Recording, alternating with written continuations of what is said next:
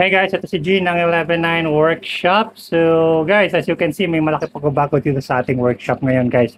Nakita nyo guys, nakatambak yung mga power tools ko dito sa ating miter saw station. Yeah, ginawa ko pa rin pala ito ng bagong cabinets yan, yung ating miter saw station. Tapos nilipat ko yung cabinet ko ng mga finishes dito. Kasi guys, may malaki pagbabago kasi yung ating tool wall ay wala. So, inalis ko yung ating tool wall and yeah, you can see yung problem ngayon guys, ayan. Inanay yung ating tool wall. If you remember, yung tool wall natin ay gawa sa palutsina lang na kinabit ko dito like simula nung lumipat ako dito like 5 years ago na yata, 5 or 6 years ago. So matagal na yon and hindi siya na-treat.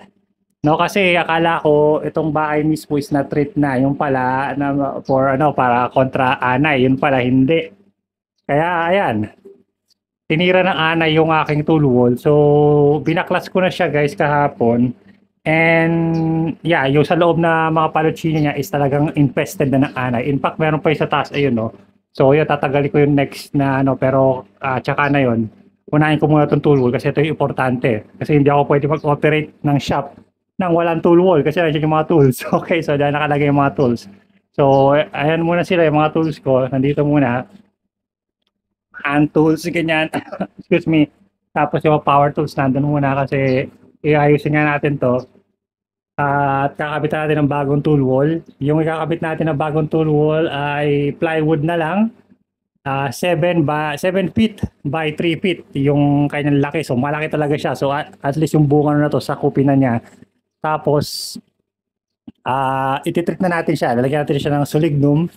So bumili na ako ng solignum guys. Ito. I think kasya na to. Ayan. Ayan. Solignum baka naman. Okay. I think kasya na yan para sa ating plywood na tool wall. And then, tapos tsaka natin ayusin isa-isa yung mga tools, no? Yung mga tool holders pala. Yung ibang mga tool holders, tinapon ko na rin kasi inanay na rin. So, gawa tayo ng mga bagong tool holders. And exciting yan kasi marami-rami yung gagawin natin para sa tool wall na ito. Pero first of all, kailangan linisin ko muna ito. Tanggalin ko muna yung mga bakas ng mga ani-ani na yan at imasilya yung mga butas-butas na yan. And that's boring stuff. So, I think hindi nyo na gustong makita yan. So, fast forward na tayo pag ikakabit ko na yung tool wall. Okay? Tara, let's go. So, yan guys, nalinis ko na masilya at pininturahan ko na rin ng white lang na primer. Pero yan, meron pa mga dumi-dumi. Pero okay na yan. Hindi man makikita yan. And I got the wood na kailangan natin para sa tool wall. Ito, it's just 3/4 plyboard lang guys. So, sabi ko nga yung ating tool wall is 7 feet, no? Pag ganyan. And 3 feet na pataas. So, tinabas ko to sa baba, doon sa labas. Which is ang hirap gawin kasi umuulan. So, nagmadali akong tabasin siya. At kaya hati-hati ko siya sa dalawa kasi mahirap siya iakyat. Kapag buo siya na 7 feet na 7 by 3 feet, mahirap siya iakyat dito sa third floor. So, hinati ko siya sa dalawa. Tapos paglutungin ko na lang pag nilagay ko siya doon sa wall. No? Itong malaking to, itong mahaba. Ito yung full 7 feet niya. At yan naman yung gagamitin natin na doon tayo gagawa ng mga French cleat. No? So, hindi natin nalagyan ng French cleat yung mismong tool wall.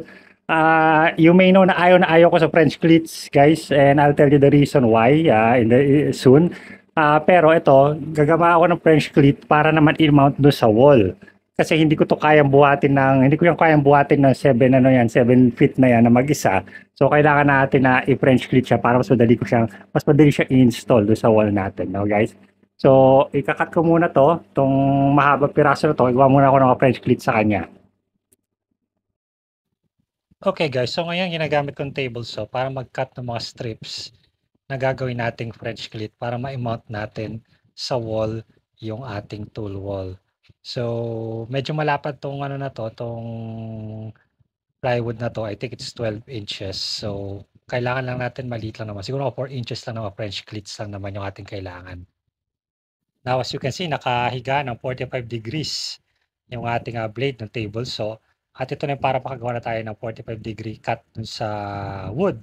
At yan yung magiging parang talagang French cleat natin. Okay? So para maglapat yan dun sa wall, para nakahook siya dun sa, sa dalawang side niya.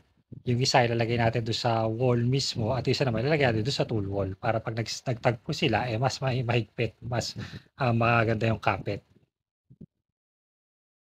So, lagyan ko na ng lignum yung lahat ng part niya guys and ano 'to, low VOC sa lignum 'to and hindi na 'to kailangan ng na haluan pa. And itong lignum na 'to is maganda kasi hindi siya mabaho 'no, hindi yung katulad ng mga dating lignum. So, okey na okey 'to. Naka-mask lang ako para lang protection 'yan pero hindi siya mabaho. Tapos kailangan 3 layers yung ilagay niyo sa inyong mga, projects para talagang hindi siya pasukin ng anay, matagal yung protection niya.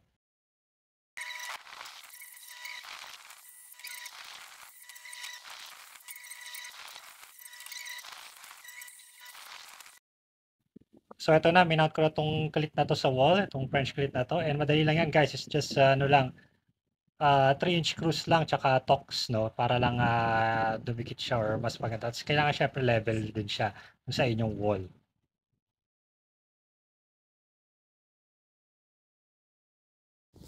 So yung other side naman nung ating, French cleat is imamount natin siyempre dun na sa tool wall na 'to. And ito rin yung magdudugtong dun sa ating tool wall. Sabi ko nga sa inyo magkahiwalay siya kanina pero ngayon magdudugtong na siya, mahigit 7 feet na siya, total na haba. So glue and screw lang 'to guys para matibay-tibay din siya. So ito naman yung strip lang guys sa ilalim para lang magpantay siya dun sa wall.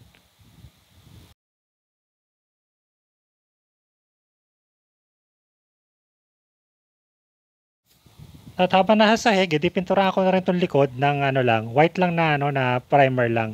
So hindi ko na kailangan pinturahan 'to, di mo makikita. So primer lang 'yan, okay na 'yan.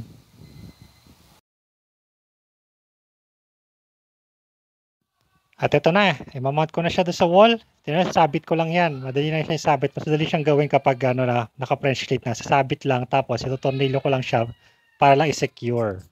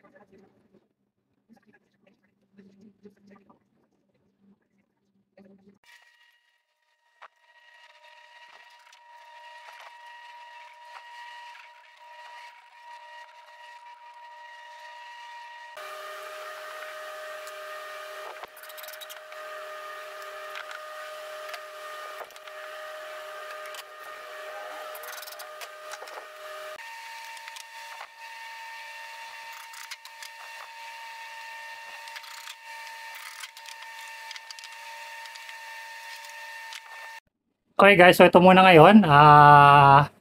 Meron pang malaki space dito na pwede ko paglagyan ng maraming tools. Pero as of this time, ito muna matatapos ko kasi medyo pagod na rin ako tapos medyo late na.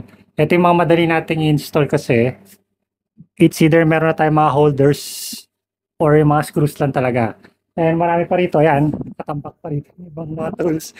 So, medyo gagawa tayo ng bagong tool holder para doon sa ating mga martilyo, yung malaking martilyo natin, at doon sa mga ating mga hand planes, yung mga katam, no? So, yan, para sa next, ano na yan, next episode na ng ating tool wall episode. Okay, so, yeah. So, thank you so much, guys. I'm gonna see you guys again next time. This is Jim from Live and I Workshop. Adios.